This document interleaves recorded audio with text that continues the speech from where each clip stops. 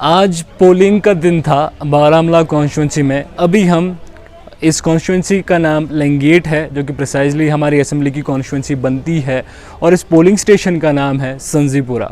ये वो polling station है जहां इंजीनियर रशीद, जो कि एमपी इलेक्शंस के लिए कंटेस्ट कर रहे हैं और फॉर्मर यहाँ के वो एमएलए इस कॉन्स्टिट्यूंसी के रह चुके हैं, उनका अपना पोलिंग स्टेशन बनता है। आज सुबह से हम यहाँ से कवरेज कर रहे थे और देख रहे थे लोगों का रुझान क्या है, लोग किन इश्यूज़ पे बात कर रहे हैं, किन इश्यूज़ पे वोट दे रहे हैं, और उस सब को देखने में हमने बहुत सारे लोगों से बात भी की, लोगों ने अपनी बात रखी। लेकिन एक चीज़ जो निकल के आ रही है यहाँ पर कि अभी भी हमारे कश्मीर में वोटर उतना एजुकेटेड नहीं है जितना उसे होना चाहिए। उसे इश्यूज़ के बारे में ज़्यादा इन्फॉर्मेशन नहीं है, उसे कैंडिडेट के बारे में इन्फॉर्मेशन नहीं है। हमारे इलेक्टोरल प्रोसेस में ज़्यादातर इलेक्शंस की बात जो है वो इमोशन ड्रिवन होती है रादर देन इशू ड्रिवन। हमेशा से मैंने ये बात की है कि जब भी आप कैंडिडेट को चुनते हैं तो आपका ध्यान हमेशा आपके लिए जो मुद्दे ज़रूरी है, आपकी डेमोक्रेसी को जो चीज़ें वाइबल बनाती है, वो अगर आप ध्यान रखें तो आपके लिए ज़्यादा बेहतर है। अभी आप मेरे पीछे भी देख सकते हैं कि यहाँ अभी भी लोग वोट डाल रहे हैं, वोटिंग का सिलसिला जारी है। हालांकि अभी लोगों की तादाद कम है, क्योंकि लोग मॉर्निंग शिफ्ट में ज़्यादातर लोग अपना वोट देके चले गए हैं। बट स्टिल अभी अगर हम बाय नंबर्स जाए, बाय स्टैटिस्टिक्स और डेटा जाएं, तो यहाँ पर अभी करीबन 50% जो है वोट्स वो कास्ट हो चुके हैं और 50% अभी नहीं हुए हैं। अभी काफ़ी टाइम है, ये वीडियो हम आफ्टरनून में शूट कर रहे हैं, अभी दिन के 3 बज रहे हैं, तो 3 बजे तक तो ये डेटा हमारे पास आया है। बाकी सारे इलेक्शंस में और इस इलेक्शन में जो डिफरेंशिएटिंग फैक्टर रहा है वो वोटर का पार्टिसिपेशन ही है, क्योंकि हम कश्मीर में मोस्टली जब भी इलेक्शंस को कवर करते हैं, इलेक्शंस की बात होती है, तो मोस्टली यहाँ पे बात होती है बाइकॉट की, लोग घरों से नहीं निकलते। मे बी आप इसको इस तरह भी देख सकते हैं कि लोगों का डेमोक्रेटिक प्रोसेस में उतना भरोसा नहीं था, या वो अपने कैंडिडेट्स को जितने भी कंटेस्ट करते थे उनको समझते थे कि उस लायक नहीं है कि वो अपना वोट कास्ट करें, और भरोसा नहीं था कैंडिडेट पे।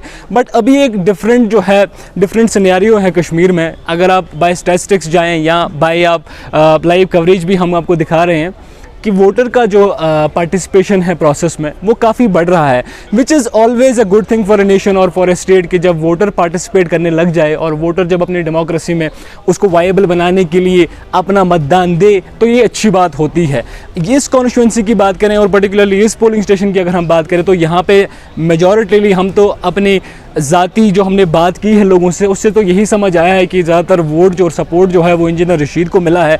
और उसके लिए रीज़न भी ये है कि वो खुद इसी पोलिंग स्टेशन में उनका वोट है, इसी गांव के रहने वाले हैं और यहीं के हैं, तो ऑब्वियस सी बात है यहाँ उनके लिए सपोर्ट ज़्यादा है। अभी जो है बाकी सारे आंकड़ों को अगर हम देखें, बाकी सारे पोलिंग स्टेशन को देखें, तो क्लोज कॉल इस तरह से हैं कि यहाँ पे सजाद गनी लोन, उमर अब्दुल्ला और इंजीनियर रशीद का कहा जा रहा है कि इनके बीच में कॉन्टेस्ट है और एक क्लोज कॉल होने वाली है, जिसमें बहुत ज़्यादा आपको डिफरेंस नहीं मिलेगा, ऐसा अभी लोगों का कहना है।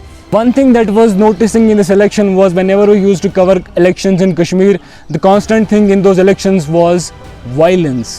And other thing that was constant is less voter turnout. But एक चीज़ हमने खुद देखी है अब की बार, the voter participation has been going up, और ये जो process रहा है बिल्कुल ही peaceful रहा है अब की बार। I don't know the reasons behind this, वो तो एक वोटर को पता होगा, and people know better why that this has happened, but for some reason the process has been peaceful, and thanks to all of the people who have been putting their effort behind this, जिनने अपना कीमती वक्त दिया इसको और इस process में अपनी जान डाली और इसको एक अच्छी और पीसफुल प्रोसेस बनाया, और लोग आराम से आ रहे हैं, वोट डाल रहे हैं और सब कुछ हो रहा है। और थैंकफुल टू एडमिनिस्ट्रेशन के दे दुनिया का सबसे बड़ा इलेक्शन करा रहे हैं वो भी इतने अच्छे से, तो it's always a good thing.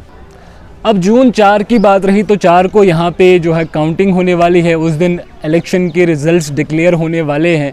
अब वेट रहेगा 4 जून का, और तब आपको पता चल जाएगा कि आपका जो वोट है, क्या आपके कैंडिडेट ने क्वालिफाई कर लिया है, क्या जिसने जीता है या नहीं। और उसके बाद I think the important part behind an electoral process is not just you go out and vote, the most important part of it is you make the person accountable after he wins. क्योंकि यहाँ पे हम देखते हैं कि voting खत्म हो गई, इलेक्शंस खत्म हो गए, कौन बन गया, फिर किसी को 5 साल तक कुछ नहीं पड़ी रहती है। The whole point is this only, you make people in power accountable, because state is there because you are there. State आपसे बनता है, आप स्टेट हो, अगर आप नहीं मांग रहे तो आपके लिए कौन आवाज़ उठाएगा। So it's always about you, it's always about your needs, state का काम ही है आपको आपकी चीज़ें फराहम करना, वो in the form of education हो, वो in the form of health care हो, वो in the form of infrastructure हो, वो इन द फॉर्म ऑफ कोई भी फैसिलिटी हो, इलेक्ट्रिसिटी, वाटर, ये तो बेसिक सी चीज़ें हैं। आप डिमांड करिए, आप लोगों से मांगिए, जिन लोगों को आप वोट देते हैं 5 साल तक उनको अपने सवाल भेजिए, उनको पूछिए कि उन्होंने क्या काम किया, क्या नहीं किया। Electoral process does not mean that you come here and cast your vote and then you leave and you forget about everything that has been done in last 5 years. Whole point of this video is like you have to initiate a process wherein the voter is educated and he goes to vote on the basis of issues only, not on the basis of sentiments and emotions. इस process में मैं पहली बार ground से coverage दे रहा हूँ। हालांकि I never thought about this कि I would go and shoot these videos और I would go and document all of this, but जो चीज़ मुझे इसके लिए मजबूर करती है वो ये है कि जो सूरत हाल अभी है, जो लोग कवर कर रहे हैं, if they would have been doing their job good, मेरी कोई ज़रूरत नहीं थी यहाँ आने की। I have other things to do. हालांकि मैं एक जर्नलिज्म स्टूडेंट रहा हूँ, but for the longest period of my career I have been working as a writer only. But ज़रूरत इसलिए आन पड़ी है क्योंकि जो चीज़ें आपके लिए इंपॉर्टेंट है उन्हें कोई रेज़ नहीं कर रहा है, जो सिटीज़न को अवेयर करने की ज़रूरत है वो कोई नहीं कर रहा है, जो बातें इश्यूज़ रेज़ करने की ज़रूरत है वो कोई नहीं कर रहा है। और इस वजह से मैं इस डिसीजन पे पहुंचा हूं कि I think there is need for change.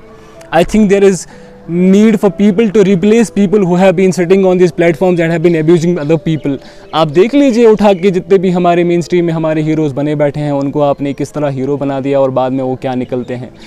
तो आपका डिसीजन है, आपका राइट है, आप किसे चूज़ करते हैं, आप किसे देखना चाहते हैं, आप किन को अपना जो है, आप किन को अपना कीमती टाइम देना चाहते हैं, तो वो आपके ऊपर है।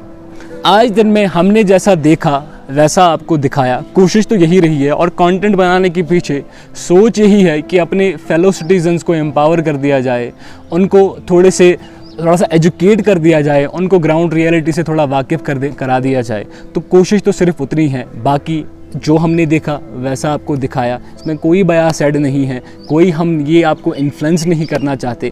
Decision at the end of the day आपका है। आपका जो आपने टाइम दिया है इस वीडियो में, आपका थैंक यू सो मच। और जिन लोगों ने सपोर्ट दिखाया, always thankful to all of you. आपने जो प्यार दिखाया है उसके लिए थैंक यू सो मच।